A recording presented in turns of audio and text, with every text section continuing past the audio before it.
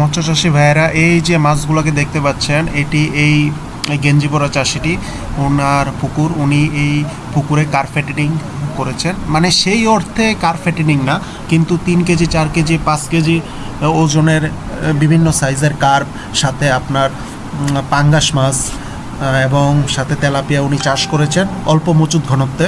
আপনারা দেখতে পাচ্ছেন যে আজকে উনি কিছু মাছ ধরে বিক্রি করবেন। মাছের সাইজগুলো কিন্তু খুব ভালো হয়েছে এবং কালারগুলো দেখেন কত ন্যাচারাল একটা কালার এসেছে। উনি এখানে সম্পূর্ণ বৈজ্ঞানিক পদ্ধতিতে মাছ চাষ করেছেন, কোনো ধরনের তেমন ধরনের সার উনি প্রয়োগ করেননি। ভালো মানের সুষম খাদ্য, ভালো মানের ফিড উনি প্রয়োগ করেছেন।